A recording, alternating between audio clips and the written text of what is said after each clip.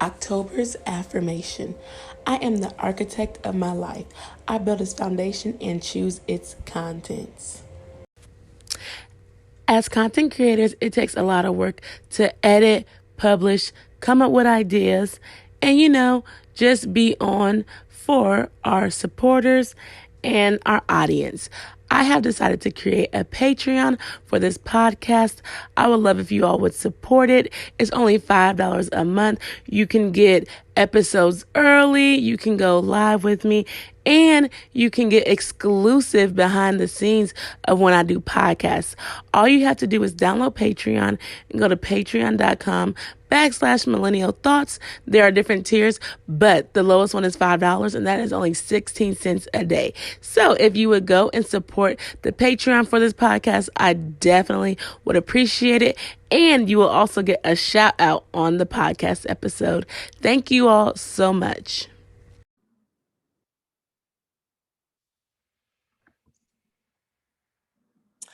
Hey y'all, welcome back to another episode of Millennial Thoughts. I think this is our third episode. Yes. But this is like the fifth season, but it's a couple episodes later. So we just gonna rock with it. If you're listening to this on the podcast or if you're watching us on YouTube, we're just gonna go with it, okay? Because life is happening every day. And we just can't always keep up with everything. But we are glad you are here and listening. Make sure that you share this, you subscribe, because this is a real topic when it comes to adulting. And we're just here to, shed some light and help some other people. And the topic is relocation. Yes. We are not new to that, okay? So we're going to talk about it, ups and downs, and maybe the highlights as well too. So you want to start with your story first? Yeah. So I'm from New York, but after grad school, I moved to Miami. In between undergrad and grad school, I did move to Texas for just like 2 months for an internship. And that's technically relocating because looking back, I definitely packed entirely too many things that I did not need to bring with me at all. And even packing to come back, I had to go to the store the night before my flight to get more bags because that's how much stuff like I had, which was ridiculous. Then I moved back to New York after that summer, moved to Miami, moved back to New York a year and a half later, then 3.5 years later, moved to Baltimore, where I've been now for a year, and moved to Baltimore during the pandemic that we are still going through. Hopefully, well, obviously, hopefully by the time this is out for people, it's not happening anymore, but the rate we're going, it probably it's coming back. They're saying, did you see that California was like pushing their thing back? Yeah. But so moving during the pandemic definitely was interesting. And then moving in general, like from New York to Miami, actually wasn't like as horrible. We were just briefly talking about it beforehand. I took the auto train, which a lot of people don't know about, but it's through Amtrak. You can put your car on it, so you can pack up your car as much stuff as you want, and then you can even get a little like room that has a bed in it that you can stay in, or you can just stay in a regular seat. The first time I went with my dad, we did the room and it turned into like two beds. It was kind of cool because it was like during the daytime, it was just the seats, but then like you push them and it makes like two beds. That's cool. Yeah. And then the second time, do they go to LA from Atlanta? I don't even know where else they go from. I think they have to go other places, I would assume. But when I did it the second time coming back from Florida to New York, I did it by myself. I just got a regular seat. Like the seat was definitely fine for the time we were on the train. And they provide you food on there. Like you don't have to pay for meals. If you want snacks or something, you have to pay extra, but they do pay for your meal because it's overnight. It's like 4 p.m. You leave and you get there. I think it was like 7 or 8 a.m. the next morning. But then moving to Baltimore wasn't actually as bad either. I mean, I think that in the pandemic it was interesting, but it wasn't bad because my dad has helped me with all of my moves for the most part because he used to have a professional moving business. So when I moved to Baltimore, we just got a U-Haul, put it on the back of his truck, and drove from New York to Maryland. However, U-Haul very much tried to play me, so I think that's what made the move stressful. They called me that morning, or I called them, I forgot what it was, and they were like, "Oh, we actually don't have like the U-Haul that you need." And I'm like, "Well, it's today, so like, what do you mean?" And then we ended up having to get it from New York because we were trying to swindle the system. My dad has a pickup truck, so he was gonna get it in Maryland, and we were gonna drop it back off in Maryland because if you do it across states, they charge you more for like dropping it off and picking it up somewhere different. But they didn't have any in any of the Maryland area, So we even checked other ones. Then they told us like to get it from New York, we're gonna have to pay all this extra stuff, which I was like, I get it if we were booking this earlier. However, it was like less than 3 hours to pick up. Like my dad was on the way to pick it up when they're calling me, telling me this. So that was very long and annoying. I mean, it worked out in the end, but I definitely was on the phone for hours and then even following up after trying to get my money back, which eventually I did get my money back because Oh, they didn't. So you had to go to a whole nother place, a whole different U-Haul place? yes. So we And originally they tried to didn't, pick it up. your money wasn't able to work for that? Exactly. But it's because it was a whole different cost. So like first we were trying to do Maryland to Maryland, like pick it up in Maryland, drop it back off in Maryland. They didn't have it, so we had to get one in New York, bring it and drop it off in Maryland. But they were trying to charge us like the full cost for that. Even though, like I said, they called me that morning, like, hey, we don't have this. Good luck. Yeah, that's crazy. See, I don't know. That was I'm here. I'm like, who has a pickup truck? Who can do this? Who can do that? I'm not the U-Haul. I'm just like, oh my goodness. They're like, U-Haul have pickup truck. I'm like, okay, great. Something else I have to look into. yes, yes. So yeah, so moving So, overall, I mean, moving just in general is very annoying. You get rid of a lot of stuff when you're trying to go somewhere else. You find things that you don't even use. mhm. Um, but yeah, I that have was a whole like second apartment in my parents' shed because I was not bringing all that stuff down here because I was like, I already know, it's not how it's gonna go. yeah. So I after I graduated from my undergrad, I went back home for like a little bit, but then I moved to Bowling Green, Kentucky, like for my master's. And I'm really trying to remember that was kind of stressful. I had to get a U-Haul. And so, well, first I guess I had like my own room. So I had to like Mhm. move from Louisville to home. I guess that wasn't that bad. I just put the stuff like my dad had a van, so that was really good. My mom had a Highlander. So they had like more space to be able to like put stuff down, their seats down, take it out. So I just did that. It took like 3 cars. My dad's like, you have too much stuff. You have too much stuff. I feel like everybody has too much stuff though, because or we just need to know when you're moving, it's going to be a lot. Because Yeah. now that I have furniture, like I know that I'm getting movers regardless. Like that's something to point out too. Anytime I moved, I didn't have furniture because I lived on Mhm. campus for my job. So they Yeah. provided Mhm. furniture.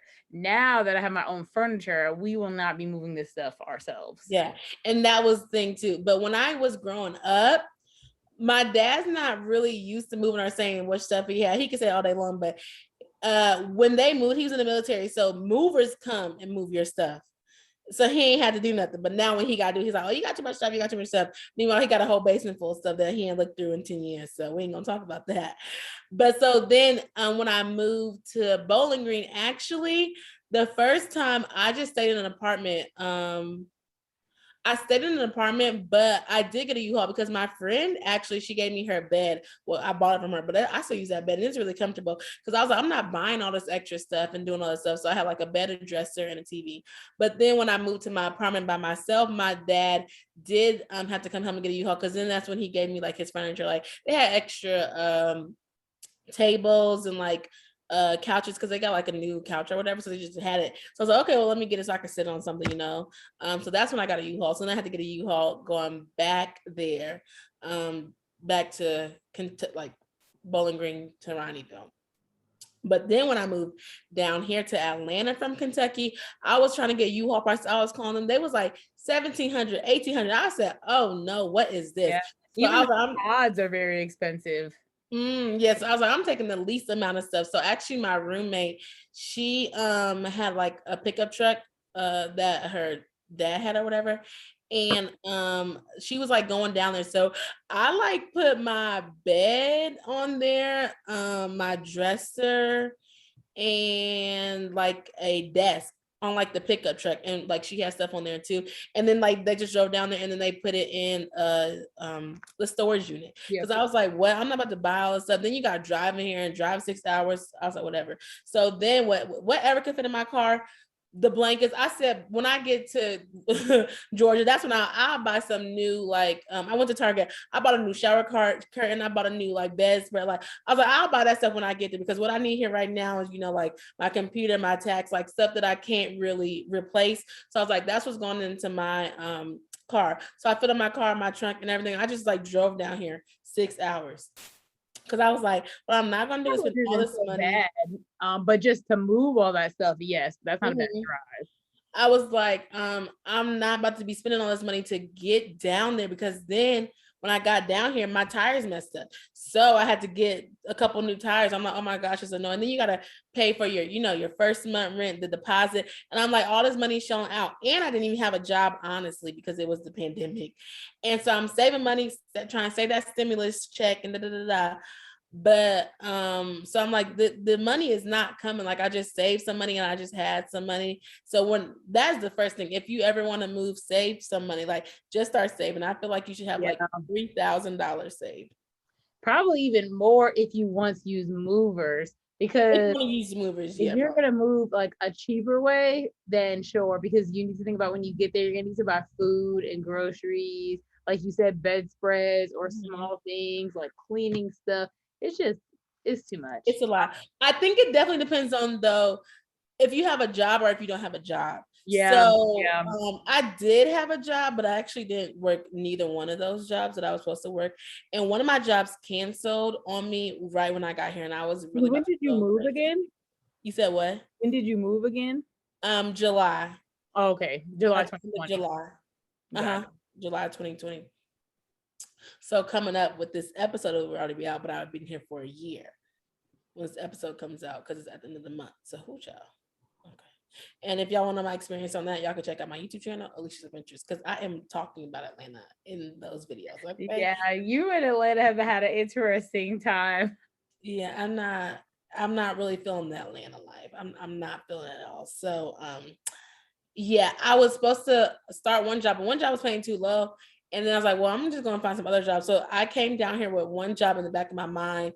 I had already had two jobs, but those both I quit. Like I quit one before I even started. And the other one fell through because of the pandemic, because it was going to be a face-in one. And Atlanta was trying to act like they was open, but then they tried to act like they was closing. So I was confused. So I'm like, have backup plans. And so like I would say, if you don't have a job, then definitely have more money saved up. But if you have a job, or you already have a job and you know that you're going to get more, some money coming in, and not have to wait like a month later, then you Yeah, can kind of be okay too. And also my friend told me that she moved out here to the pandemic, and her job actually paid for herself. So make yeah, sure to ask like for not necessarily housing, but like moving expenses, if you already work for a company and you're moving or something like that, or if you're like getting promoted and stuff like that, and you're going to a new place, y'all should definitely ask for relocation yep, expenses. But I couldn't really ask for a relocation expense because I technically didn't have the job already. yeah. No, that is a good point. For me, like I always moved because of my job. Like when I moved to Miami, I moved to work at FIU. Then I moved back to New York to work at Hofstra. Then moved here to work at Notre Dame, Maryland. And none of them did relocation fees. I don't remember if I asked at FIU or they might have like told me like in the beginning when they were going through the process. Hofstra did not give relocation fees. And then here, they said that they would have, but in the pandemic, nobody was trying to spend money on anything. So Oh, what? That's crazy. And I did forget, I actually did an internship in St. Louis. So I moved there too. Um, but I didn't have to move any furniture, but my parents, it was like a 4-hour drive. So my parents did like trail behind me because I never really drove that far by myself. But like again, I just packed up my stuff. Like I put my bedding and stuff like that up in there, and like just like toiletry stuff or whatever. And I don't think my parents really had anything in their car. Maybe they had a little bit of stuff in their car. But yeah, so I moved there and I was just there for like a couple months too. So that's why I did internships there. And then I'm trying to think, everywhere else it was just like already in state. So I moved again, but I didn't relocate to like a whole different city because I lived in an apartment in Louisville and stuff like that too. mhm.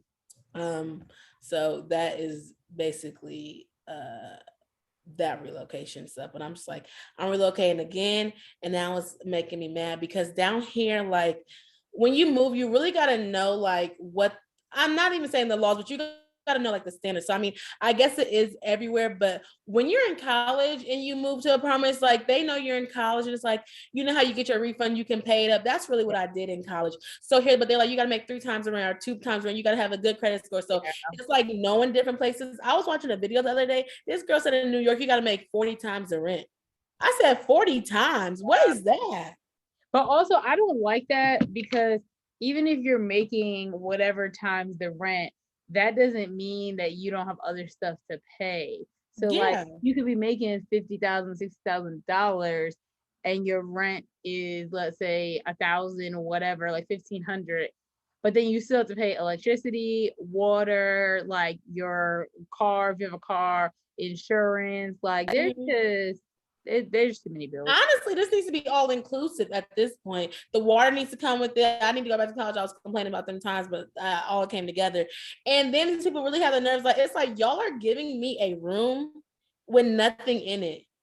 Y'all aren't providing no furniture. Y'all aren't providing no washer and dryer. Literally tell me what I'm paying for. They were talking about the views. I'm paying for the world. It's already here, regardless if I pay or not. The views, I do not care what I see. The sky, and like the buildings. If you, want the washer and dryer in it, they charge you more for that, which is just like crazy. I know for my apartment here, I got like a really good deal because I don't pay for the water.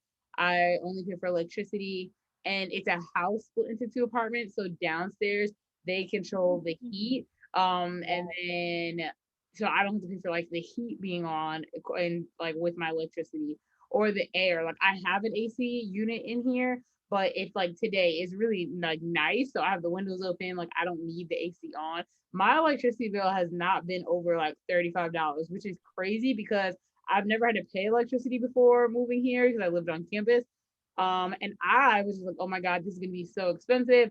Like I'm turning all the lights off, making sure everything stays off. No, I be turning everything off. My bill a little bit more than yours, but I be turning it off. I turn everything off.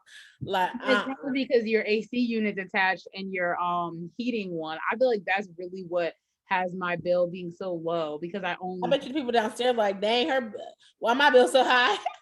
Do you talk to them though? The people downstairs, like, do you? Kind of like when I first got here, like the guy came up and introduced himself. It's a husband, wife, and a child, and like the wife's brothers or something. And so he like introduced himself and like he was friendly, but then it was like he was too friendly, and then they were just kind of like weird. So I mean, I say hi and bye, and we try to keep it at that. But sometimes it is hard because it's a house, so we share the driveway. And they have like a front porch, and so for me to come in, I have to like drive up the driveway, and they would always see me, or if they're in the driveway, which they're usually always in the way. I'm just like, can you get out of the way here? That's what I was wondering. So like, do you go behind the house to go upstairs? Yeah, so it's like when you pull in the driveway, you go up the driveway, and then it's a really big driveway. Like it's a 2-car garage. So like each of us have our own space in the garage.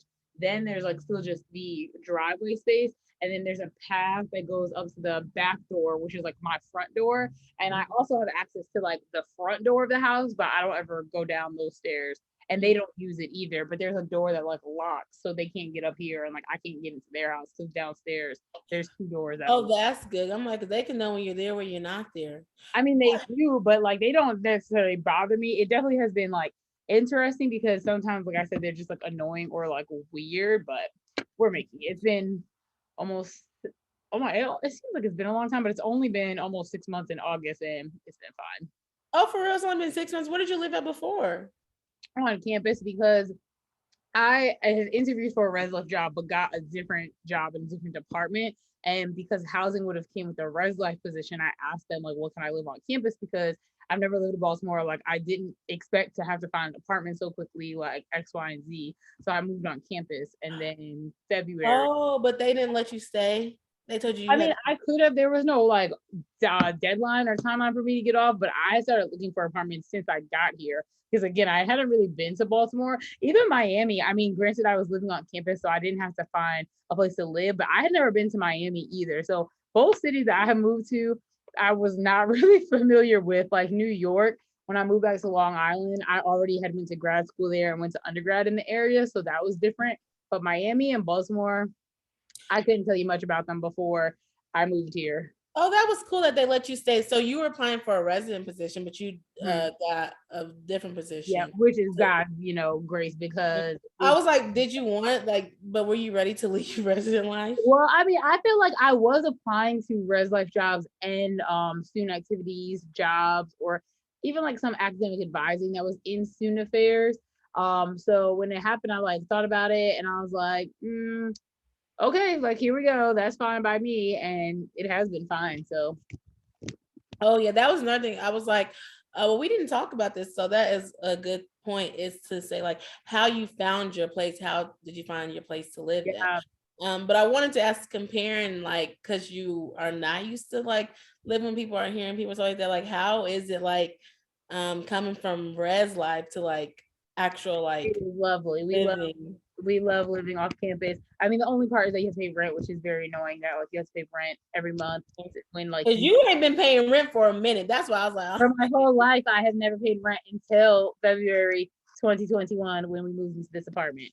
So crazy. like, I mean, I did have to pay like something when I was living on campus at the place when I moved here, but it still wasn't rent. It was just like a fee for living on campus at some schools. Have you pay if you're not in res life, but Oh, I was thinking about that. Maybe I should look into that. maybe your school might. It depends. Like I don't know what their policies and stuff would be, but I Oh, like. I live in student housing. Maybe I should look into. I wasn't like, what is this? Maybe I should look into that though. You think so? Like, look and see if I can live on my campus. I don't want y'all to know where I work at, but live on my campus. Maybe you ask them about like partnering with Res Life or doing like programming or something. Mhm. Or like I mean you're not a faculty member, but like some schools have faculty in residence, so that's what I was thinking something along those lines. That is one reason why I didn't want to do uh like student housing, because I didn't want to have to be like advising like my students to be. Yeah. Was it not nerve like, was it not in a pinch for you too either? Like when you lived So on. when I moved off, like going to your point of saving money, one because I had never paid rent, like I already had a savings account. And I had always been saving money, and people had always said like when you work in res life, like save money like you're paying rent, which is Mhm. manageable, but like some people might not make that much to do that again on top of paying your bills. But you definitely should be saving something That because is that will really just help you so much when you move off campus. And then on top of that, I had started getting paid a lot for like the adults and queens speaking things. And so all of that money went to an account specifically for like paying rent whenever like I found an apartment that I wanted.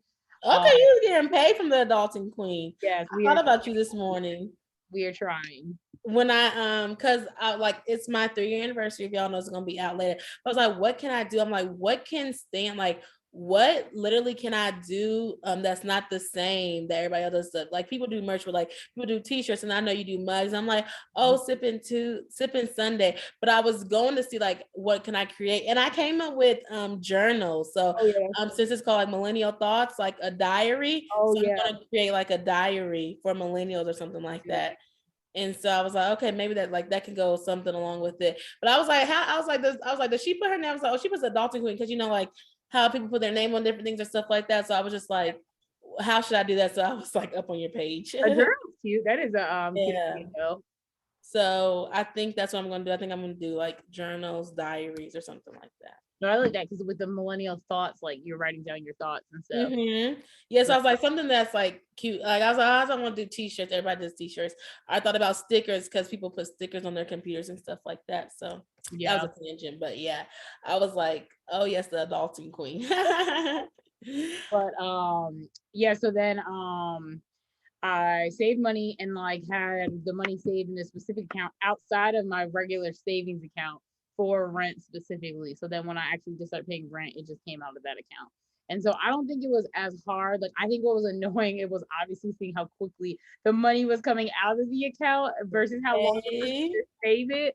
But otherwise, that's really what helped me a lot with relocating. One, but again, I was in like different circumstances than like an average person because I'm working at a school that provided housing. But for regular people, I just say you really need to like plan and save money because if Mhm, you don't, like you're just gonna put everything on your credit cards, or you're gonna go into debt, and like it's just mhm. it sucks if that's the case.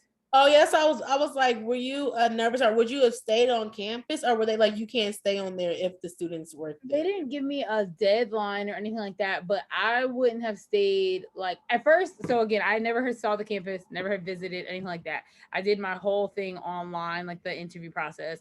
When I got there, she did send some pictures, but like the pictures definitely didn't look like as the pictures made the place the room look bigger than it was. So it really was like three, like kind of think of like a suite. So there's three rooms, a very small like walkway and a bathroom in it, and they didn't have a kitchen. So I had a meal plan. And at first, again, before seeing it and then just like knowing like we weren't gonna be in person for work and stuff like that, I was like, oh yeah, like I can probably stay here and like I'll go to my family's house or like whatever. But then I still was looking for apartments from when I got here just to see, and I wasn't in a rush. And two of them that I did really like went so quickly. Like when I submitted for them, they were gone. So then I was just like, what the heck?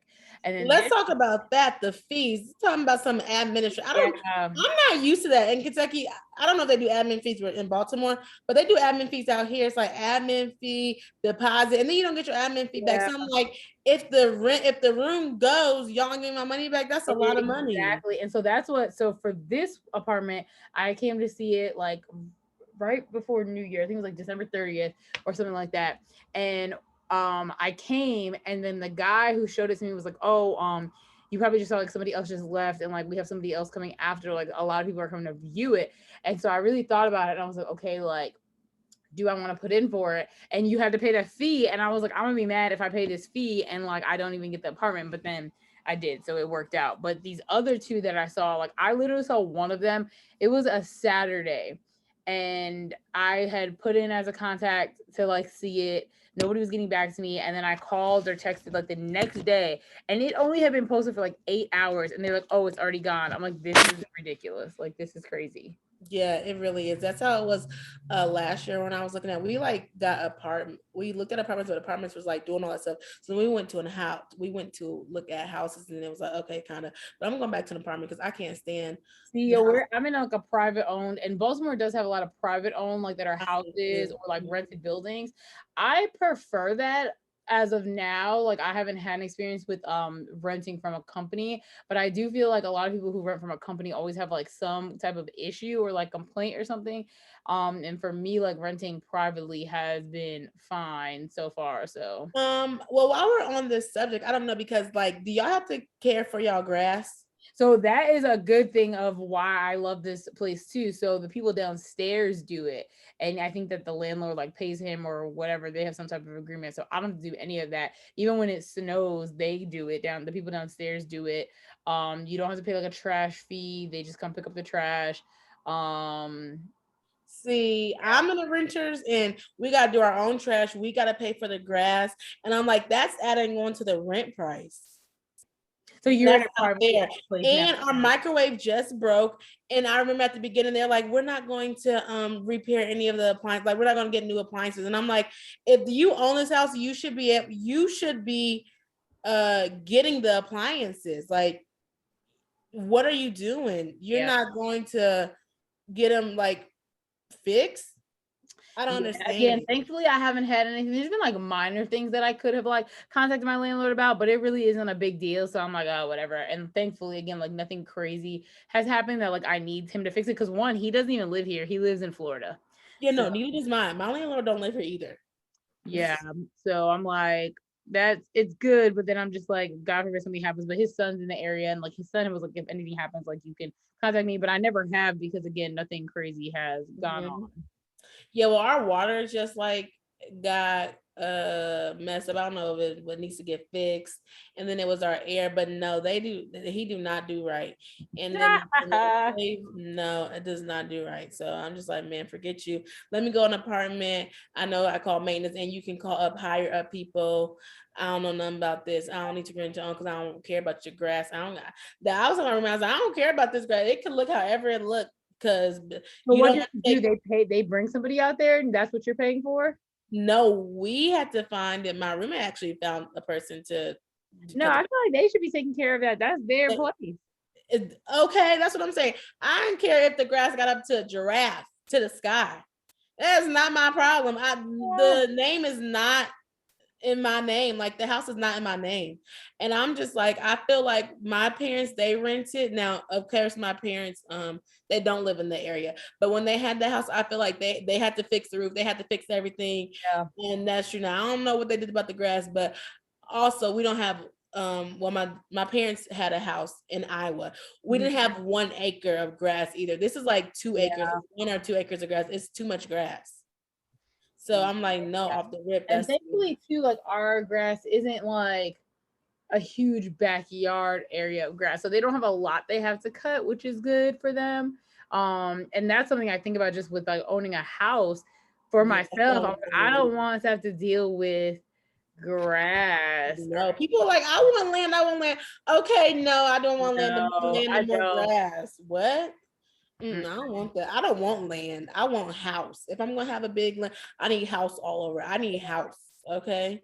Yeah. But what I've also feel like I found, because like my sister has a really big house with like a really nice backyard. My dad has a big backyard too. And I like it for like our family gatherings, for going out there and hanging out and stuff. But I'm like, I would not want a house with a big backyard because Yeah, I feel like it's a medium one because we have so the next house that they're in, it is a lot of grass. My dad got a riding lawnmower because he has too much. and But then that makes sense too. That's fine. Get the uh proper equipment so that to you do it get in and out.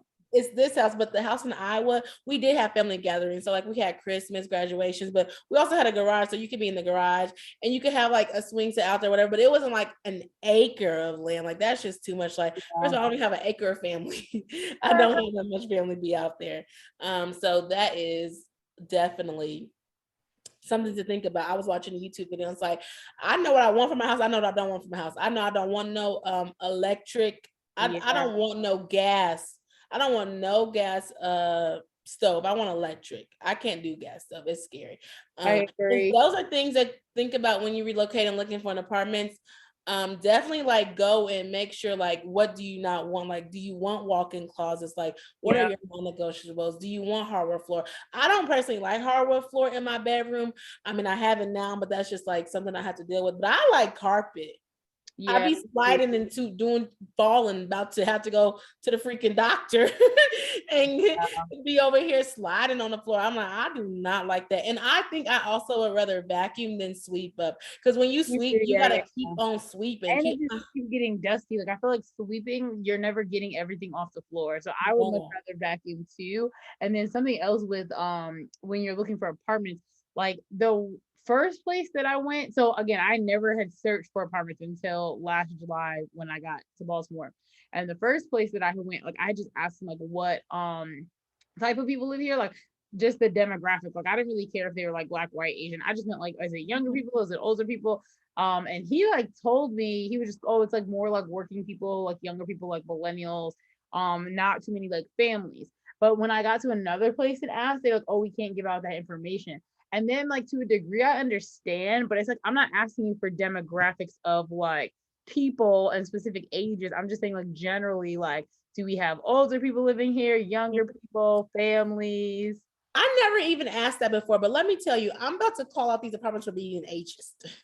You might have seen it on my Facebook, but how come I was trying to call them? They was like, this is for senior living, for senior living. I'm so sorry. Why do seniors got to live by the battery? Why do seniors got to get the best house? And they get like They are chilling. They are 65 and plus. What really do they need? I'm not even trying to be not I ain't even trying to be funny. We need a young adult living. Okay, young professional living. I said, that's what I'm gonna do. You got the college, they do that. The senior living, no, it's true. And that's why I don't understand what they need. and that's more so why I was asking them of like what type of people live here, because I meant like that. Like, was it younger people? Is it older people, families? Like, not like rowdy. Guess just more so the age demographic. And But yeah, then let me be with the 6 year old because they ain't playing no music. That's why something live up in there. I'm like, dang, I can't take no ID or nothing. But yeah, I feel you because I lived on the first floor in my apartment and it was quiet. But then when you get some people around, it was loud and moving. And I don't want to hear people doing their personal business or hearing loud music at night when I'm trying to sleep because I'm an early person and you be hearing music at 1 o'clock in the morning. And it's just like, it's not fun. So that's that is. what I like about living like in a privately owned house too. Because I mean, sometimes yeah, the neighbors downstairs will be loud, but it's just them versus having to deal with like a whole building of people. It's like upstairs, downstairs, next door, this time. Yeah. Yeah, next. I was really glad though, because it was like an older couple. When I was in my living room, though, our living rooms was next to each other. So sometimes I could hear them arguing, but I rarely ever heard them. I was really in my living room. I'm really a bedroom person. Like, I really think that's like where I find solace. Maybe it's my Yeah, bed. I'm usually in my living room, especially now because I had just a futon in here before I got my couch. But I definitely stay in my living room more than Mm-hmm. my bedroom. But also it's because it took me a long time, but I had to finally get to be like not being in my bedroom or in the bed all the time because then it's hard to go to sleep. So I really do try to like be in the living room or be doing something else Maybe versus that's what I need being to in do. bed all day or like in my Hard time. That's true. I don't know. I have a hard time going to bed though, but I do like living rooms. I do. I actually love living rooms. But every time I go like to my parents' house, my dad he's like, I don't like y'all in the living room. I don't like y'all in the living room. So I would be in the living room, but when I was in the living room, like I didn't have no TV and stuff like that. So I really didn't be in my living room unless I was like on my computer. But I like yeah. my bed. And I just feel like comfortable right there, just like a little weird, no windows. And I was on the first floor, so I was just like, oh, let me go to my bed type stuff. And so that is how that happened. And when I think about relocating though, I use Zillow. Me and my roommate, we use Yeah. Zillow. Like that's how we found like the houses. And then other time I just type in like apartments.com or like wherever I'm at, like go and look in, type in Google, like apartments this, apartments that, and Yeah. see areas. I Um, used Zillow, and that's how I found this one. And then I also, what I would first did was like when I would be driving around with the I just saw an apartment complex, I would look it up on Google and then like see what the ratings were and if I wanted to visit there. And then also ask friends because I do have some people that live in Baltimore that I know. So asking them either where they live or areas they recommended. Because again, to me, coming to Baltimore, I was like, it's a city, but just like any city, it has so many different neighborhoods and like areas you can be in. yeah, That that sounds like I I'd be help out. confused. So I asked other Mm-hmm. people. Yeah. I would be like, yeah, Atlanta, like it's so many suburbs, this, and that. You just be so confused on where to go. You said something and now I forgot, but it was so funny. I was going to say something. Uh, you were like asking friends. What else did you say? You asked I asked friends. What friends. else did I you looked say you on did? Zillow. If I was driving around and saw an apartment, I would look at the ratings. Oh, driving around. That's what it was. So I was like, that is a good thing. So when I was doing my side hustles, that was a good thing. Like driving DoorDash and like doing shifts and stuff like that. I go to people's houses, which kind of unsafe, but it also gives me like, I like it opens my mind up. It's like, oh, here's apartments over here, here's apartments over there. And that's one thing I would say to figuring out the city. Doing delivery can help you really figure Yeah, out a city. Because you're delivering food, you're delivering groceries, and like even Lyft and Uber too. Like you are figuring out the city in a short amount of time if that's really what you do.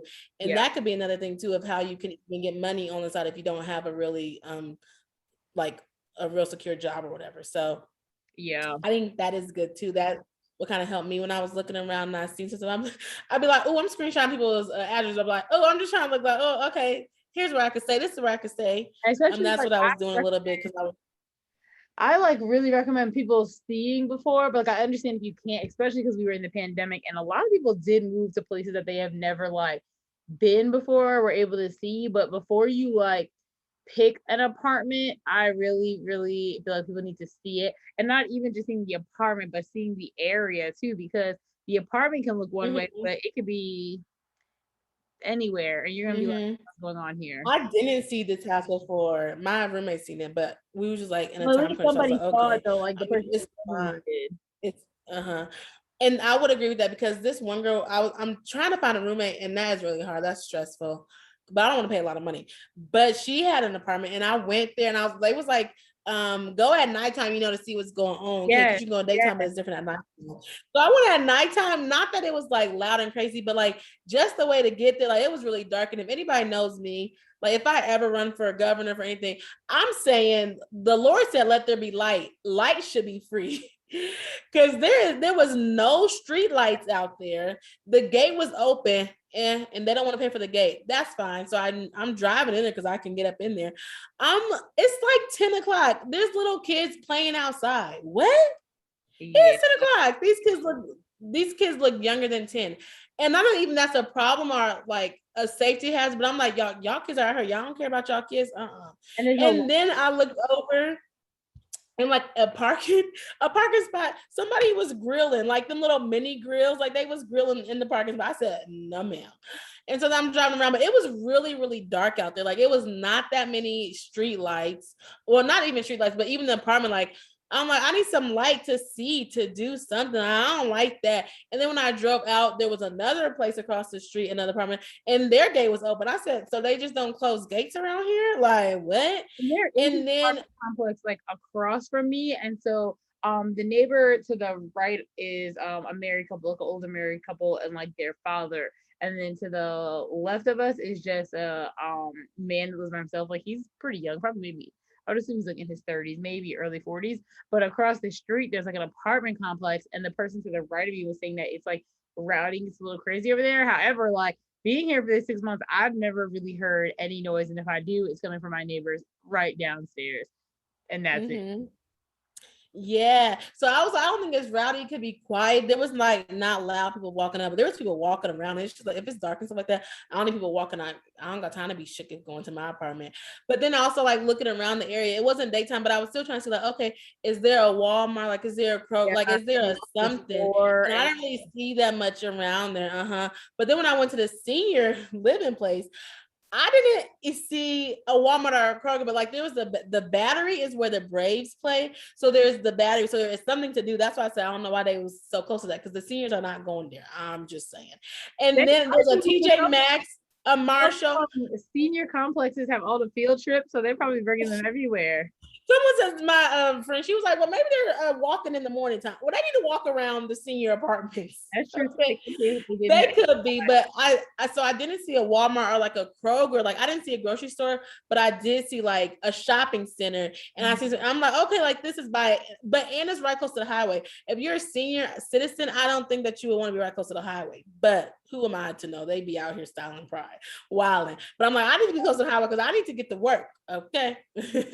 So those are some things to look to. My friends always like, I want to live like you are going to kind of pay more. It's annoying, but it's like I want to live like in civilization. Like I don't want to live like uncivilization. Yeah. Right now it takes me like 5 minutes to go to a Kroger, like 15 minutes to go to a Walmart. So like that's okay. And I just have to figure it out. But when I'm moving, I'm more intentional. Like where is this area going to be? How far is it? How long will I take to get to work? Is there more than one way to get to work?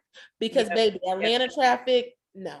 That's a really important question too. And like also just knowing yourself, because like I always say, like, I will not live in the Midwest. I will not live in the country. A rural area is not for me. Like I've always lived in a city or a suburb right outside the city. So like Long Island, 30 minutes from New York City, not even really, because you can get to Queens in like 15 minutes. And then going to Miami, like I didn't live where right in South Beach. And again, Miami is just way more than South Beach. People don't realize that because you just see South Beach. But where I live, like you can get to so many things, but also you are in a convenient area to get to South Beach, to get to Brickell, to get to whatever outdoors, outside events that you want to go to. Here in Baltimore, like I live now in Baltimore County, but the school where I work is the city, even though it's only 15, 20 minutes from me. But again, I can get to so many places and do so many things. Like I can never live somewhere that's going to take me 40 minutes to get to a mall. Really 30, because 30 is like 30 really is pushing it. But if you live out here, you're gonna live on the outskirts, then it takes you 30 minutes, so you're kind of used to it. But like to get to civilization, I could still get to a store and stuff like that, the mall. You know? But that is definitely true. I was gonna say I never thought about living in Miami, like ever. I'm just like, I feel like it's me either, because when I was doing my job search, I was like, oh, I'm gonna search between New York and Virginia, maybe North Carolina, and then I interviewed some places in Texas. And I maybe it's going to New Orleans, but again, it was gonna be like a major city. Like it wasn't gonna be like I'm going to like the middle of nowhere, Texas. And then I interviewed at the school in Miami, and I really liked it. And I mean, I liked my time there. I liked living there. I think it was really cool. You were a resident, like a hall director? Yeah. And so I am glad I did it. But that wasn't in my plans. I was like, yeah, I'm gonna stay in between New York and Virginia, like North Carolina, East Coast. I stayed on the East Coast, but I went almost as far down on the East Coast. Okay, for real. But I was like, I feel like if I lived in Miami, like I gotta have some money, because I need to be on the yacht. Was you on the yachts in Miami? I haven't. I didn't go on a boat. Did I? No, I don't think I went on a boat, but I did do like kayaking. Went to Miami Heat games. I went to a baseball game. South Beach. I went to South Beach for spring break. I was like, "Ooh, child." And that's what I was supposed to do for undergrad one time, but it was so expensive. Once my friends and I started looking into it, we were like, "How do people go here for spring break?" Well, I went in grad school, but it was a crazy experience though, because it was 3 of us in one room, and then there was bunk beds in the next room, and it was like 3 grown men. It was really a crazy wild experience. That was when Airbnb first started getting popular, and we was like, "What is going on here?" Okay. Yeah. But we on South Beach though. But yeah, it was really crazy. So I never thought about even living in Miami. If everybody knows me, they know I want to go to LA. I still need somebody to go there too. But recently I visited Philly, and I'm like, Philly is kind of cool. And it kind of gets too cold for me. So I don't know. It gets cold out there. And I've been hearing that the media scene is getting bigger in New Orleans. So I kind of do like New Orleans. I've been there a couple of times, but I'm like, really, where would I want to live? Like, I don't really know. Like, Atlanta's not cutting it for me. I don't really know if I would want to live in Houston because I don't like to wait to eat. So I don't do that. Dallas, I really wasn't feeling it. New York is a definite no for me. I haven't visited Charlotte. But Jersey, they said it's okay. I haven't really been to Jersey that much. They say Jersey, like they was like, if you don't like New York, you probably like Jersey. But then that's the thing. Everybody from New York is migrating to Jersey because they're like, it's cheaper and I can still get to New York and do what I want to do. Yeah. So I don't know. I'm like, I don't know. Then I was like Florida, but Florida law is a little too crazy for me now. What they be doing is dangerous. Yeah, and that's the thing. Like, I'm glad I was in Florida to say I lived there. I see why people retire and get like a house there or something, which would be cool. I would like to do that, but Florida still is Florida. Okay, and you got to think Georgia is still Georgia. Okay, that's what I'm like. I might retire in Georgia, Florida. Florida, and Texas all fall in the same category. Okay, I don't want to be in Texas. No, but then I'm like, I want to be in LA, but I only want to be in LA for like a couple years. I feel like how you said like Miami, it's just like a good time. Like you want to live there for like, I don't want to raise a family there and like settle down there. Yeah. I don't know where I want to do that at. What'd you say? I think I wouldn't have lived like long term in Miami. Yeah. But people love the DMV area, but I'm like, the DMV area is expensive too. Oh, and then like Baltimore, I'm like, those areas are really expensive. I feel like it is. Again, this is the first time I'm paying rent. I think that it is more cost efficient. Like what you're paying for as far as rent, you're getting more than like if you're paying that in New York. Like yes. And there's like a lot more Black owned things. There's just a lot more not more to do, but like there's a lot to do that you wouldn't like think about in Baltimore. I do want to go to Baltimore. I want to visit, but people said it's yeah, and see that's the thing about Baltimore too. It's a very underrated city, and then people just think about like The Wire, or they think Baltimore is ghetto or like hood. And I mean, I haven't experienced anything crazy in Atlanta just being here in like a year. Yes, you might see some people that are on drugs in the middle of the day doing crazy things, but like it's not like I just feel like people do have to experience Baltimore to kind of like make your own impression of it, because anybody that I've said like I live in Baltimore, especially I remember last year when I just moved and my cousin was like, "Oh, where did you move to in Maryland?" And I was like, "Baltimore," and he was like, "Baltimore," and I was like, "It's really fine." Like, yeah, they really give it a bad rep, but I thought it was beautiful when my friend lived there. I don't know if you follow her, Fly Girl Adventures Destiny. I don't know. You might, she's like in the travel. She's like in the travel room. I don't know. But she lived in Baltimore. She was going to like the Pearl Harbor and stuff like that. But yeah, like, it's so nice. You can get to so many places. Like you can get to Philly, you get to other parts of Pennsylvania, DC, just even the other parts of Maryland, like Annapolis, Bethesda, Silver Spring. Like I don't know. I think underrated. I haven't been there, so maybe I should visit there. But I also think it's definitely perception, because it depends on where you move from. So like I never seen that stuff, but like working downtown Atlanta, like even living in Atlanta, like you just see stuff like I drive around and I'm seeing people sleeping on the floor. And I'm just like, and Baltimore has a really, really high homeless population. Like, and again, coming from New York, like there are homeless people in New York, but I think I've seen far more homeless people like during the day and like on just regular out and about things in Baltimore than I have in New York. And that's like saying a lot because I obviously lived in New York for most of my life.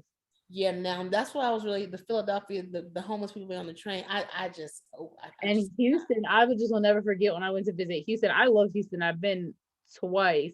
Um, I would have been back by now, but pandemic.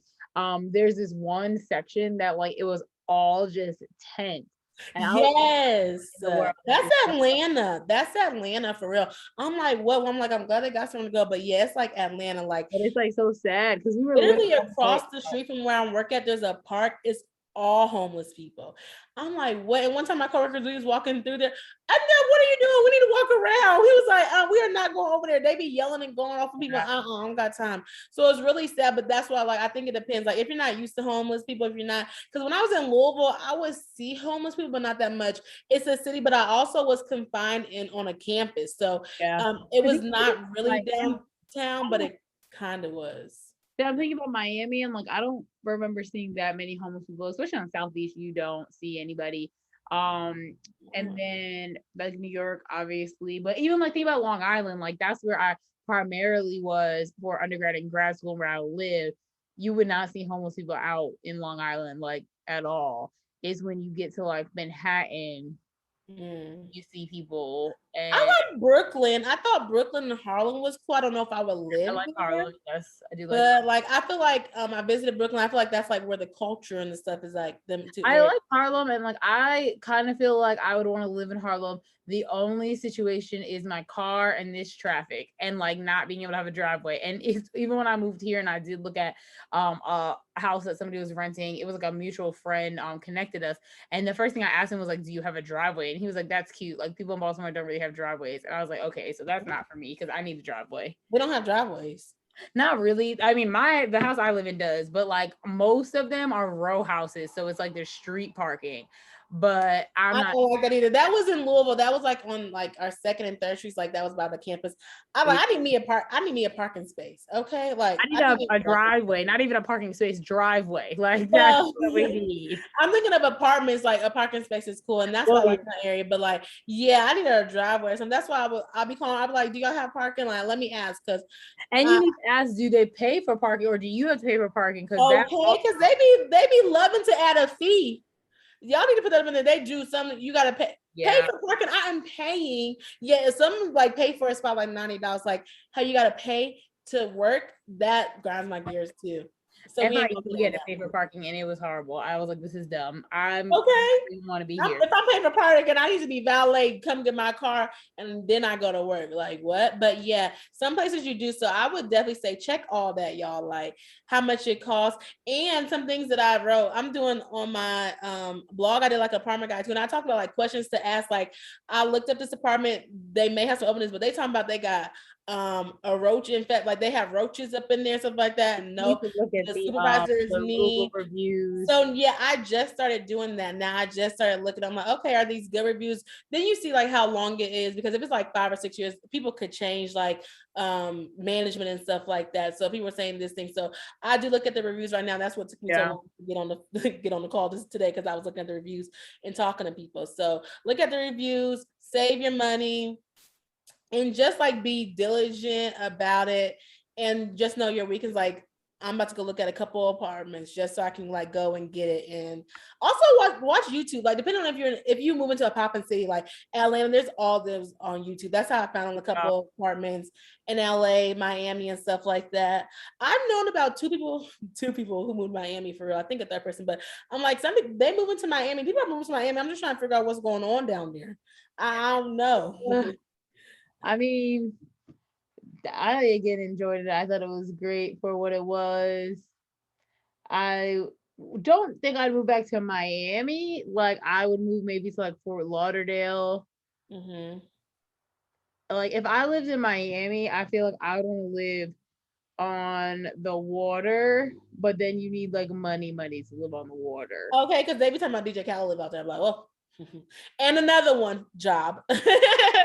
Yeah. Like, what? Yeah, I'm like, it's pretty, it's cool. I do like that. So you're like, that's something that you can pay for. That's why I'm like, George is talking about the views. I'm looking at buildings. I don't see no water. I can't get on the boat. They talk about Lake Lanier, and that's haunted. And I don't got time for that. So yeah, that is really crazy.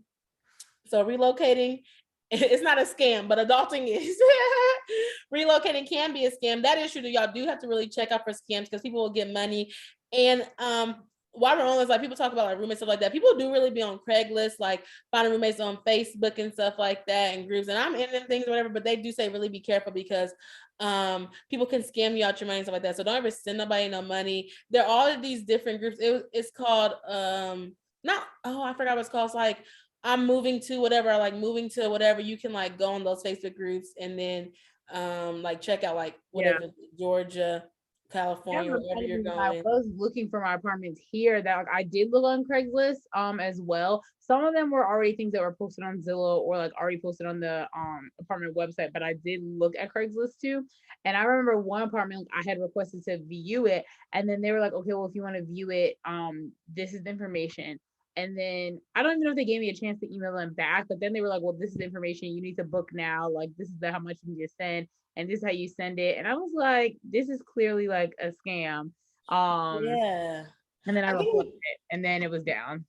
I think we got scammed once, but then we was like, it wasn't a scam. It was like different companies. It was like so many companies we were trying to find out or whatever. So that is definitely crazy. And I'm like, I don't know about Craigslist, but my friend found a roommate on Craigslist. I was like, okay, that's cool, y'all. I don't know about that one. So there's that. And then when you relocate, then you got to get to the city. Then you got to live in the city. So uh I really forgot what it's called. I really want to look it up, but I can't. Let's see if I can find it. It is a certain Facebook group. Oh, in this Facebook group, another thing. This is definitely illegal if you do not know. Um, this girl tried to put in. She tried to put in the group. Do anybody make fake pay stubs? Yeah, ma'am, probably shouldn't ask everybody that. And this girl was like, this lady was like, this is not what our group is for. We are deleting this. I was cracking. I'm like, why would you put that in there? But some people do. They be like, oh yeah, I make fake pay stubs. I'm like, fake pay stubs? Like what? Who does that? Clearly, that girl is looking for somebody. Somebody does it. Yeah. Oh yeah, she's looking for somebody. But yeah, they're called like moving to Atlanta, moving to Los Angeles. I can't really find the other one. It's what I think it is called transplants. Like when you move to different city, people really don't Oh, like yeah, that yeah, word, but yeah. it's called transplants. But it's a big group and it's just like moving to somewhere. And then there's smaller groups, but I can't really think of the group or what it's called. But yeah, just go on Facebook and just look up different groups that's there. So that is all about relocating It's in a the mess. pandemic and not a pandemic and in general and just some tips there. But I know sometimes it's really hard to also like build community, like figure out what you want to do even in the city that you are in. So we wanted to also talk about like how to find things to do, where to go, try to like meet people, try to Mhm. connect and stuff like that. So do you want to go first on your Yeah, tips? I mean, I feel like Instagram definitely has been helpful to figure out like things you can do and try, and like where you can meet people. Obviously, meeting people has been different like in the pandemic, but you also just especially if you move somewhere by yourself, like you do need to just get over like you don't want to do something because you don't have people to do it with. Like you do need to just go and do things. Um, but A couple for events by myself. yeah, I think I do stuff by myself too. Like I feel like it's fine. Like don't wait for people to do things with, or don't like beat yourself up because you don't have people to do stuff with. And so I think Instagram's just been good, like especially finding restaurants and like bars and like events and stuff that are going on. Um, and like I said, just getting out of it and going on your own. But then like when you do go, if it is like a social event, so say for example, like it's like we have a group that's called Baltimore Young Professionals. Like if you went to that group thing by yourself, like try to talk to somebody or like introduce yourself to people. Don't just go and like be there. But it's kind of like knowing the setting. Because obviously, if you just go to a restaurant and you sit at a bar or something, like you can start talking to people at bars, but it's like it has to be like, in my opinion, a like social, like lit turn up bar. If you're just at like a casual, like fancy restaurants bar, like you might not want to go up just trying to talk to everybody. Like that might not be the setting for that. Read the room. Okay. Exactly. And then I feel like also just like using your network and people that you know, because like that's something for me. I knew people as I was coming to Baltimore, and I just was like thinking about it last week that like the people really that I know in Baltimore are more so like acquaintances. And I don't mean that in a bad way, but it's not like there's That's what I was thinking when you were saying it, because I'm like, I do know them, but have I reached out to the people? yeah. So it's not like it's gonna be somebody that like I'm hanging out with all the time, but also like in the pandemic and the setting that we're in, it's like I don't really want to be with hanging out with everybody. So I feel like I have more acquaintances in the area than like friends, or my actual friends like I'd want to hang out with. They live like an hour away because again, Maryland is pretty big. So I think that like just doing something your own helps, but also like finding your hobbies and things, because in reality, like I don't, not that I don't have time to be hanging out after work, but I don't really want to be hanging out after work because I wake up, like I'll work out, go to work, come home, like make dinner, get my lunch and stuff together for the next day, and then like it's bedtime by then. So I feel like if you also just get into like a routine of what will get you through the week, especially if you work like a 9 to 5 or like a I eight. like hanging out after work. Why don't nobody like doing that? I think like pre-pandemic, but also like for me, I'm still adjusting to commuting to work. So pre-pandemic, I lived on campus like for all my jobs, and going out after work was like no problem. Now that I have to like drive to work, and like I would prefer to know that I'm already gonna be doing something after work. So I either bring my clothes to change into, or like I just know, versus coming home and then going back out, because Oh most of the no! I'm not doing that. No, not to yeah, go. yeah, yeah. Unless it's on a Friday. That I would do is like closer to where I work. So I'd rather just go straight from work. Um, but for me, I'm just saying too, I feel like I need a routine, because I also know like now that I have to like go to work in person and be present, that like I actually need to rest and make sure that I have packed lunch. Like that is very important now, because before I wouldn't need to do that. And we don't have anything really right across from us that is easy to pick up. So like I would have to go like 10-15 minutes down the road just to get something. What did you do when you live on campus? Oh, you just walk, like you just Walk went back to to my your apartment. Or also like we had stuff that was right across the street. So like where the campus was, it was like a Chipotle, there's Dunkin' Donuts. but Um there's no food. Are the food places not open? Not Um like on campus here, there's only one dining hall, and it's really not like that good for the summer because nobody's really there. But we mhm. don't have anything like on that strip that's like across the street. It's just all residential, and then another school's next to us, and you have to go down towards like Johns Hopkins to actually like get something. Which again, Okay, Johns Hopkins. which I was again, working with one student. She's like, my mom worked at Johns Hopkins. Okay, girl. yeah, they really be bragging like it's. I mean, it's not that it's not a big deal, but it's like okay, cool, like yeah, Johns Hopkins, like whatever.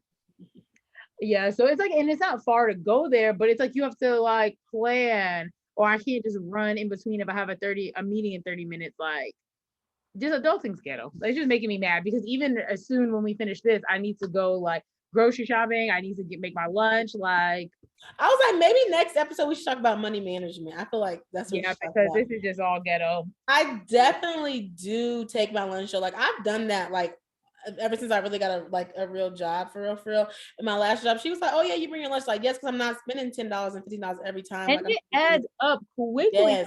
I mean, again, I really never had to bring lunch to work until now because of the going back every day. Like so when I would go only 2 or 3 days a week, I would before the summer came around, I had my meal plan still. But now that it's summer, I don't have a meal plan. And I don't even think I want to continue it for the fall and spring. I'm gonna like see. But that made me be like, oh, I actually have to think about like what am I bringing. You're adulting 2.0 right now. It's ghetto. Like I really don't like it. Like I don't like it at all. Like I want to work from home. Like I really do want to work from home. And then yeah, because like my boss, she'd be like, "Oh, you bring your lunch?" I'm like, "Yes, girl," because I'm not going out. And then you gotta go drive, park, and find all that stuff, whatever. But now that I work downtown, there is places around me that we do it. So when I first started going back, Still so like much I went back money. like, huh? I said still just so much money. Oh yeah, like a couple of days, like when it was like when I'm getting to know my coworkers, I was going out. But after that third week, I'm like, no, I'm bringing my lunch. Like my other coworkers, like I brought my lunch, and she's like, I'm so proud of you, brought your lunch or whatever. I'm like, I do bring my lunch because I go grocery shopping. That is something that you got to plan. Like go But grocery you shopping. really What have are we to going plan to it eat? because if I don't go like when we're done, I did try to go right before, but Trader Joe's was really busy, so I was like, I'm gonna try this again after. But it's like if I don't go today, the whole week is gonna be thrown off. Like the Mhm. whole thing is just not gonna work. I usually go grocery shopping on Sundays too, but people are like, you shouldn't go grocery shopping on Sundays. So I'm like, maybe I should go on Mondays. But now that my microwave went out, I'm really thrown off because I gotta put stuff in the oven and that takes longer. So now I'm like, I got some food for tomorrow. I might just make some chicken Alfredo and then just go like after this, I gotta go find some food because Exactly, and it is I'm like, all too much. I'm not doing that. So that is definitely it. Like money management, like trying to pay and trying to, especially when you get paid once a month. I don't know if you get paid once a month, No, but I get paid every 2 weeks, but people. One of my friends just tweeted today saying like, "How do people do this?" Because like who this, is she? Because I put that on Facebook too. I said, educators, how y'all only get paid once a month? yeah, I no, need to I get talk to paid her. I every haven't put that two on weeks. Facebook. We get paid on Thursday, which is kind of cool. But then it's like I feel like not that I feel like I don't have money, but I'm like, could it at least been Friday? So like we feel like oh like a weekend and there's money to spend. Because then that Friday, all your money is coming out. But yeah, I'm Exactly. not used to getting paid once a month. So now I'm over here trying to do my budget. And, August, Leo Nation birthday month. So I'm like, okay, I'm trying to do all this, but I'm like, I'm trying, and it's moving. I don't know why I did that to myself. I'm gonna have to figure something out. I need to move in Oh yeah, July. because you're gonna be moving to your new. Yeah, moving, and then so I'm like, I really got a budget, and then this once a month paycheck, and then I got health insurance. I don't even want to talk about how much I pay for freaking health Oh insurance. my God. And so when you get paid once a month, though, they only take the health insurance out once. So that's even more, it sounds like. And like, how do they handle taxes and stuff then? Well, they take it all out. I just think that that sounds like they're taking out more than they need to then because you know how like taxes, oh, well, I mean, taxes don't make sense, but to my understanding, it's based on the amount that you're making, which I guess in the one check, you're making the same as you would have in two. But for some reason in Mhm. my brain, I'm thinking that they're going to take out more because there's more money, but I don't think that's the case. I see what you're saying, but I guess it depends on if you're salary or hourly. Because Mm, since yeah, I'm salary, I guess I just put it yeah, all up in there and they just take it out. If I was hourly, I could see what you mean. yeah, It could be yeah. different. But that's why I'm like, now it's hard to plan. So I'm trying to save money. I didn't go to two events. I'm like, I need to no spend day, but I won't be having that today because I'm gonna get some hot food after this. But I'm like, I need a couple no spend days. So I'm trying to work on my budget so I can have money because I'm like, I need money to go over and I'm spending all this money and stuff like that. But I'm Well, not getting that another 2 weeks. It's not coming in. and what really So helped me is bringing food to work. And like, cause last week I didn't spend any money on food except for like on Wednesday I went to happy hour, but like I didn't even get like food like a meal. It was like snack stuff. And I think that was the only day last week that I actually spent like money out. Otherwise it was like at the grocery store or like gas or something like that. well, no, I went out last week to the Battery to eat. I had to meet a realtor because I needed to get. I felt like that was really important because I need to get help find an apartment since they're not taking me because I'm not no Yeah. suit. So yeah, I'm like, okay, but let me stop. Like, I'm like, okay, I can only go out this many times. I can only go out this many times, and I really hate that we have to do that. I'm just like, why can I get paid more? Yeah, we should talk about that next time because that Yeah, like we need to get paid more. Like, what much. the heck? That's why I'm trying to secure a second income. That's why I'm trying to get monetized on YouTube because baby, what is this? Like, this is crazy. So yeah, so my suggestions for like finding community is when I first got here. I looked up meetups. So there was like Yeah. different organizations on meetups. And depending on what your hobbies are, if you know them. So like I create content clearly like writing and stuff like that. So I found some writing, I found some like writing groups and different things like that. I went and took a writing class and I met some people and then I started going there a little bit. I don't really go there that much now, but so then I did meetups and then it went, I don't know if you've seen this on Twitter, but on Twitter it was like a group, it was like a Facebook group for Black millennial single degree people. So I joined that Oh, okay. on Facebook and then they branched off to like Atlanta group. So now I'm in an Atlanta group. But earlier to what you were saying about hobbies and stuff like that, I feel like this is where I'm struggling at because like they go out, like they went out today, they do go out, but like they go out to like happy hours. And I'm not saying there's nothing wrong with happy hours, but I don't drink like that. So Yeah, like yeah. me going out, like me going to happy hour or like brunch, I would say like they go to happy hours, brunches. I do go to brunches, but I didn't want to spend that much money because no ma'am. And Brunch so can run then between yeah, and like they 680. go to like events like they're about like they might be going to like a Braves game, Yeah. painting. I did horseback riding, like so I do stuff with them, cool. But it's like, do you find your people like in that clique? Like, are you finding your people? And it's like the different hobbies that they have. Like, I'm clearly a content creator. There's like one more content creator in there, but she does a lot. She does like her TikTok videos, like she has a job and stuff like that. And it's like she has a different schedule too. So we don't hang out that much. But I do like Top Golf. Like I do like going to events and having fun. So that's cool too. So it's like, okay, I hang out with them and I go like to the events that they plan. But it's also like trying to find people who are in your like hobby riding as well. So like my coworker, she like we don't work together no more, but we did work together. She writes, so we like started hanging out. Like we write together, we hang out, we go out to eat, we do all that stuff together. And then actually, I found a friend on Bumble. She And doesn't say I did suggest to somebody that I actually have met with for my like consulting stuff and like goal setting. And one of the things they said was they wanted to meet people. And I suggested Bumble BFF. I was like, I mean, I've never used it, and I know like Bumble and like just apps can be like mixed reviews, but I was like, but try it and see how Mhm. that goes. Yeah, one of my friends, she uses it. She meets people. I found one friend on there. Now the other people, I really didn't talk to them. But I talked to her. I met her like in October, something like that. We went on a trip together in like December. I mean, I'm just one of those people. And then we just went to Philly too. So like we really cool. So I did try that. I was just like, let me see how it is. And like she creates content too. So we kind of like are in that realm together. So that's what I was saying. I also like just try to think about like different things. So like, well, I seen this podcasting bunch. I thought it was for podcasters, but it really wasn't for podcasters. But I still went. I still met some cool people. I met some YouTubers there. So I was like, maybe that can help me. So it's like, even a year later though, moving in the pandemic, I would say it was kind of hard because I was just going to work, going home. So it was kind of hard to meet people. I was working 7 days a week. I was working 2 jobs. So them first 5 months are like a blur to me. So I really wasn't going out doing that. So now I'm really trying to like pick up and like build my community. I'm like, well, who are my friends? Like, who can I hang out with? Like, and sometimes you just learn like people are acquaintances. How you were saying, like, I even have family down here, but not to shade anything, but like, even if I ask, like, I'm like, I don't know them like that. Like, my dad's like, we should talk to them. I'm like, yeah, but if they don't respond back, I don't want to force someone to talk to me. Like, they don't know me.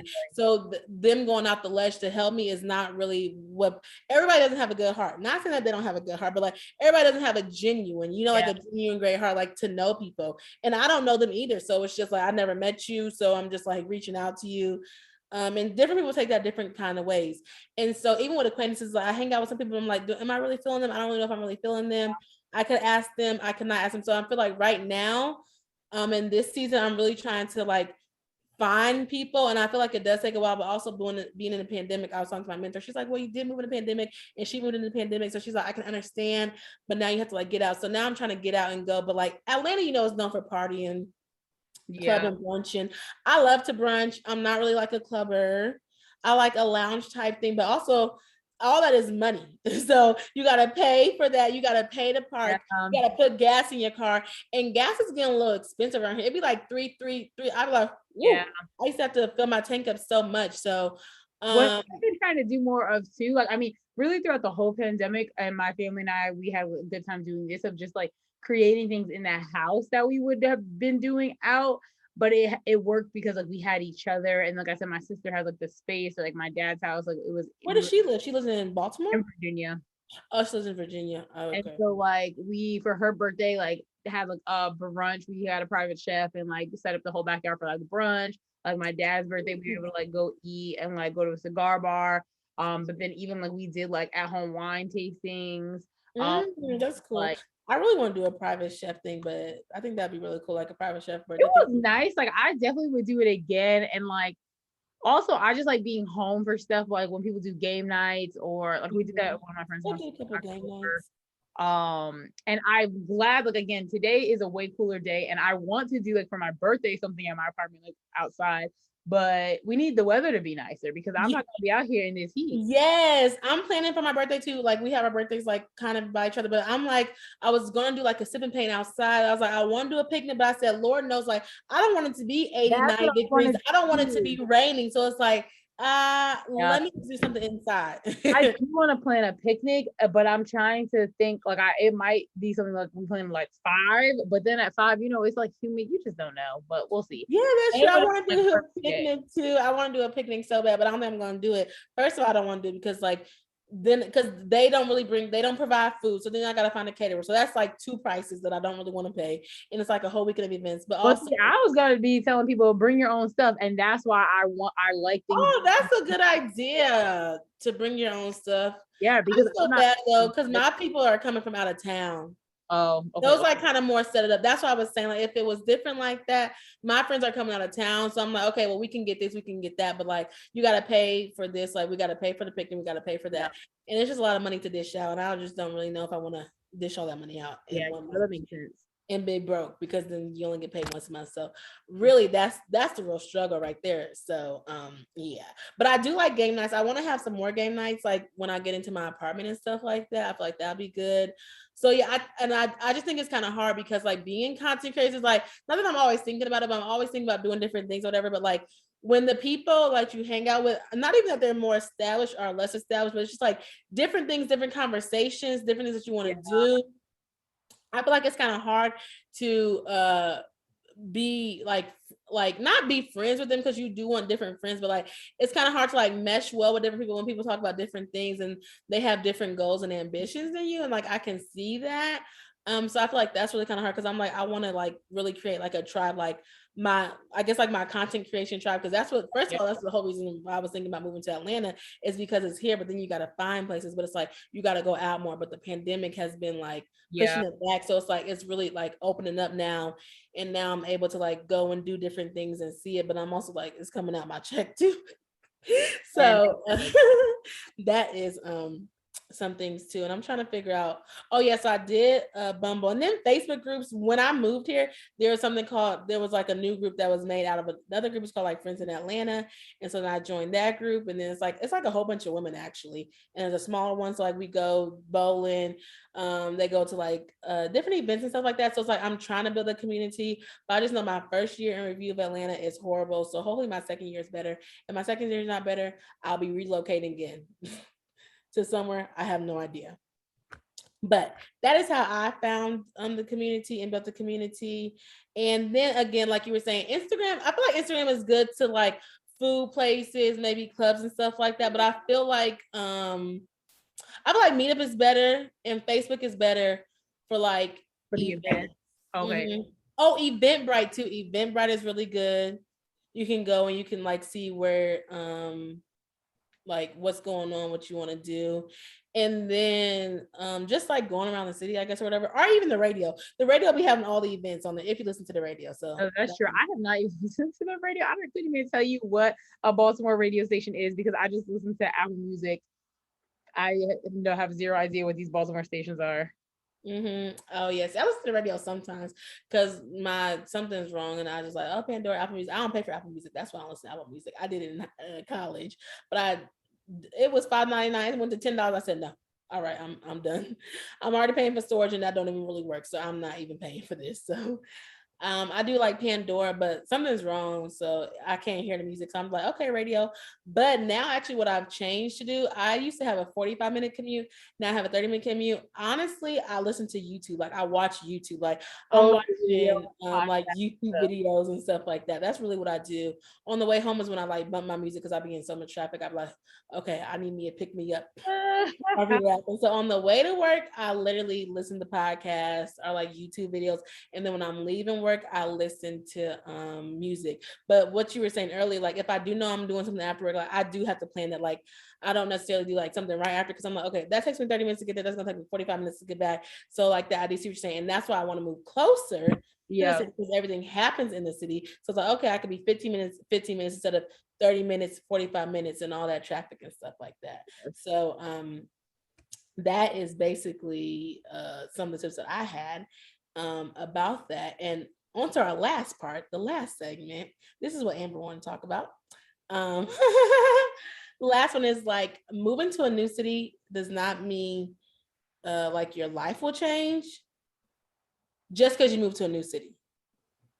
Yeah, Like, and I think for that too, I feel we kind of talked about it a little bit already. to just like sum it up of like people are like, oh my God, like I want to move out of New York to Atlanta because like Atlanta's cheaper. But if you don't have a job or you don't like have good money management or know the cost of living or know anything about the place before you're moving there, like that's not helping you. And then if you move again, like especially moving somewhere where you don't know anybody, that comes with like a whole other set of struggle that you don't think about. So it's kind of like not how do you change your environment that you're in, because I mean I think people should move out of where they've lived at least once, and then if you moved and you want to go back home, nothing's wrong with that. Like you can go back Because I'm home. like, I'm not move back to Louisville because they 1 bedrooms is cheap. That's not even where I'm from, but I see what you're saying. Because when I moved to Kentucky, like when I went to college, I met some people that like lived in the same city like their whole entire life. I guess looking back, that's nothing surprising. But growing up like me, I was like, "What, you stay here Not, for the whole life?" yeah, and it's not surprising, but like I couldn't see myself staying where I grew up for like my whole entire 30 years almost. Like, Mhm. but when I was growing up, not that I didn't think I would move, but like I didn't have a, oh my God, I want to live here, or like I want to move here, or like I want to go out the country. I feel like it all just started happening just because of going to college for me and like being exposed to other And things. that is what I was gonna say. Exposure is like the best And thing. that's why I think people should move, because again, you don't have to stay there, you don't have to like it. But I feel like when you have stayed somewhere forever, it's very hard for you to move. Even if you talk about it and say you want to move, it's just hard for you to move because like that is a huge comfort zone that you're in. And you Mhm. might not really be subconsciously like thinking about it, but I think about like a lot of my friends at home, like where I grew up, that are still there, and they might have left for like college, but then like since college they've come back and they've been there, which again, like I just could not live there. Like Mhm. I could not even see myself moving back there, like What way city down did the road. you live in? Rockland County, New York. It's like outside of this, it's outside of New York City, over the bridge from Westchester. And it's a suburban place, but like there's nothing like exciting there. Like nobody is like, oh, I'm going to Rockland County, except for like for this mall. But like there's nothing really there. Like even when I go home, something just as simple as like I'm trying to find a juice place to get some cold pressed juice. No, Nothing. zero. And I think it goes to two things that you're saying though, like because exposure is really, really big. But then I also think it's just like people, like comfortability. Like I think they just don't know. So like if you're not So really true. They traveling always like don't know. that, you don't really know what's out there. So you're like, why would I go? Like I mean, of course, older generation, they're like, why would you get on the boat? Why would you go out the country? Like when I was supposed to move to China, they don't really know. They're like, what's out there? I'm like, well, dang, it's better than here. They pay for my apartment, they pay Yeah. for my food and stuff like that. So like even when I moved to Kentucky in high school, when I went to college, I heard people like never even leave Kentucky. And I'm like, what? There's so much, but it's just like going, and I guess because I lived like in the country, like I'm like I want a big city, so I do want a big city, I guess just not Atlanta. But like it being in the country, it's just like no, like why am I so far away from civilization? Like I guess going to like U of L, it's like okay, you see the malls, you see the city, like there's things to do and that's what you like. But like these other country small towns, like that's really all they know, and they're not going nowhere. If they're not going to college or something like that, or they're just staying right there, or it could be family too, because family like why you want to move all the way there, you know, if family can hold you back because Yeah. you're born and raised there and all your family is there, you're attached to your family. And so I feel like sometimes they don't even know where they can even move to. Yeah. And No, they that is don't true. have the vision. And that is true. That is a very good point of it. But I just think people need to stop moving thinking that that's going to be like the whole life changing experience. Oh well, yeah, like yeah, thinking that it's gonna move, like my life is going to get better. I think it's because the glamorization too, like Atlanta, like they glamorize it too. Like I'm not saying that I thought my life was gonna be better, but I was like, okay, like people create content out here. So like I was under the impression like people Yeah. really work, people really do stuff, but like really in general, like people don't have your back, color, whatever. I don't want to say like certain colors, whatever, but like people don't have your back. People aren't really not trying to help. They like this is the Black Hollywood, the Black Hollywood. I'm like, what? Like I don't really see it. Yeah. So it's like sometimes they glamour like, and they be trying to talk about LA or New York. Like New York, this girl, like I just moved to New York. That's the city of my dreams. Like that could be your dream because you want to do fashion. If you want to be a chef, you might not want to move to New York. I don't know where you want to move to to be a chef, but I'm just using that as an example. Yeah. So I feel like it gets glamorized like that. So like, oh yeah, I have a better life if I go here because there's more opportunities. When we want to say that there's more opportunities, a lot of people end up moving there, and that means the opportunities go down because there's not that many people. Like we're talking about relocating, we're talking about finding apartments. They go so quick. There's not that much opportunity because everybody's trying to get that same place that you're getting to. So I feel like that is something as well too. And when you move to a new city, just know what you're moving for. I moved to Atlanta because it is bigger in entertainment and bigger in media. Not that I want to get in the entertainment world, but I like to write. I'm a screenwriter. Like I like to do podcasting. Kentucky is not known for media. Granted, I could go back there and make it known for media, but it's not known for media. And where I was at, there's no media companies, there's no like production company. In Louisville, it's more like entrepreneurship. It's more like businessy. It's not really a media city. So I wouldn't really get there. I wouldn't get to be able to do that much. Therefore, I go to a city that has more of it, like a California, a New York, whatever. I can see where I can get more opportunities. So I think it depends on what you want to do and seeing how that city can help you, and not just going to like Houston. Like, I don't really think I want to move to Houston. I may, I'm not saying that I won't, but like moving to Houston because everybody's like, oh, it's popping. They got good food. They got this. But is it good for your career? Is it good for what you want to do? Because they still pay low. Because the cost of living is so low. And that's what, like, for me, I think I'm in a spot where like I can really move anywhere because of like working in education. However, like I know that I need to be in a city. And then moving from New York, like I was looking either at other places in New York, like when I was job searching, or to move to the DMV area. And I just knew I wanted to move to the DMV area because from visiting mostly DC, that I really liked the area. Like I always had a good time when I came, and there's just so many more Black people. So moving to the DMV area, like Baltimore definitely isn't where I was like, I need to move to Baltimore. I just was like the DMV area, even though people want to debate that Baltimore is not a part of it, but that's neither here nor there. But it's still like the area. They say it's I forgot what it I forgot what the M stands for. No, it is DC, Maryland, Virginia, but they try to say that it's not Baltimore because Baltimore, it's like the closer. It's the because of where it is, because it is an hour from DC. But either way, like I said, neither here nor there. But Baltimore like is not a place I was like, oh my god, like I need to live in Baltimore. I specifically want to move to Baltimore. I really was like thinking I'm gonna move to DC. And now I don't know if I would ever really want to live in DC just because of how expensive it is. It is so expensive. Yeah. So I still love DC. Would I want to live there? Not sure, but that's what people. But they did tell me. I heard from Little Birdie that it is expensive, but they pay like they pay up there. Yeah. So you know what the good Lord has in store, but I know, DMV. My dad's friend actually works at the Pentagon, and he has like a 5-bedroom house, and it is nice. But you get those jobs or whatever, so it is really, really nice. And then like another friend he has up there, like they do pay up there. So I'm like, okay, because I need to go where they pay at, so then I can get a nice house. I was never really attracted to that area, but then I remember that I went to DC like in undergrad. I did like a alternative studies, like student break alternative. Whatever that's called, whatever, service break. And then I went in 8th grade. Oh, well, then I went back in grad school. I went to the Smithsonian, whatever, but like DC really didn't stand out to me that much. Like it's really not a city that I think I would want to live in too much. I think I would still. Maybe the outskirts, but I don't really know. So I'm like, I don't really know what city I would really want to live in besides Los Angeles. Okay, anybody hearing me, come sponsor me. Yeah, like there's no other city that I would really want to live in. So I don't know. I'm like, I guess I gotta think about it more. But maybe Atlanta will grow on me in the next year or something like that. We'll see how it goes. But yeah, so that is our relocation episode.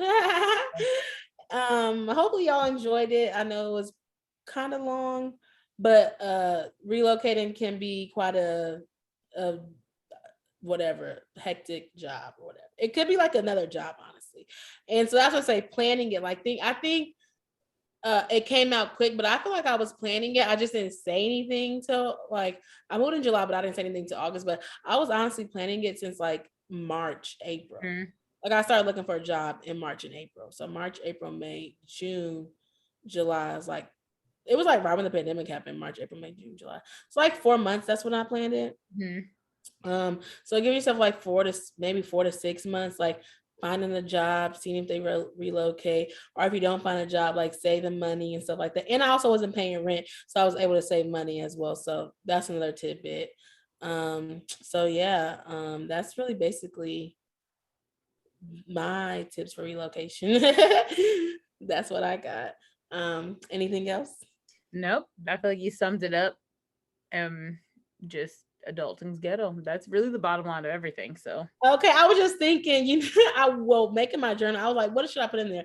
I'll be like, adulting is ghetto. No, it was like adulting is a scam. But it was both of those. You said it, but the one thing that it'd be like, I'm gonna stand beside it, my man, like I'm gonna stand beside. I'm like, adulting is ghetto, and it's like I'm gonna stand beside it though. I'm like, said no I'm not forever. beside it. I'm absolutely not. I'm not standing beside it. I'm not standing beside adulting. Adulting is a scam. Like I'm not standing beside it. But yeah, let us know in the comments. Or if you subscribe, come to our Instagram or check out our YouTube channel, or if you want to listen to the podcast. But let us know in the comments, like if you relocated, where you relocated at. Subscribe to this channel, so we can get some money. Not get some money, but just get some viewership. And yeah, maybe next episode we should talk about money management. You said something else. What else did you say you want to talk about? Oh, making more money or something like that. I think it's something along money management.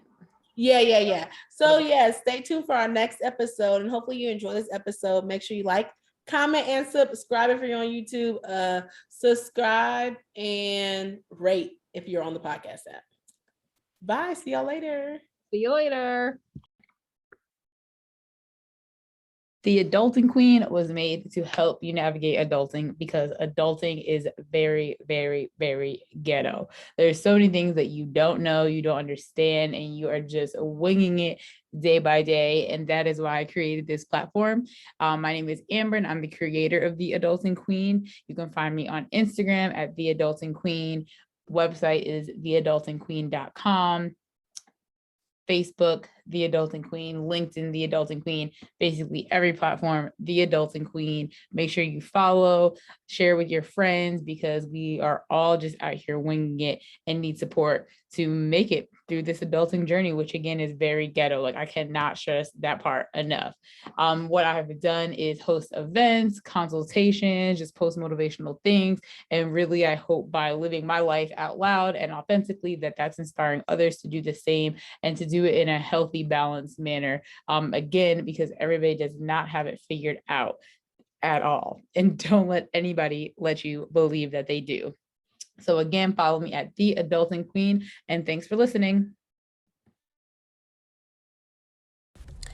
Every Monday in October, I will be going live on my YouTube channel to recap the episode that is live for the day. So if y'all want to join me, make sure that you follow me on YouTube at Alicia's Adventures, which is ALIESHIAS Adventures. Thanks for the support. Hey millennials, I am back with a special announcement. Millennial Thoughts Academy is launching in March. This is where we will help millennials learn everything they weren't taught in school, side hustle edition. So if you've always been interested in starting a side hustle, but you don't know where to go, you don't know how to do it, you don't know how to brand or market or promote yourself, make sure you enroll into the academy. That is by following us on Instagram at Millennial Thoughts Pod, and you can email me, or you can DM me and say that you are interested, or click the link in our bio.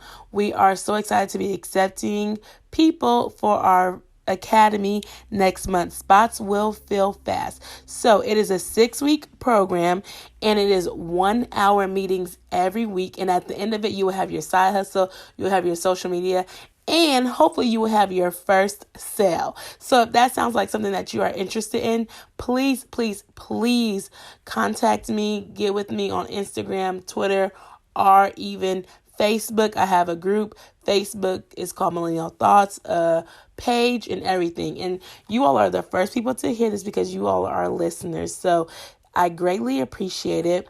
Please reach out to me. I want to help you all start side hustle so you can either get that new stream of income, pay back your debt, or even use the money to travel.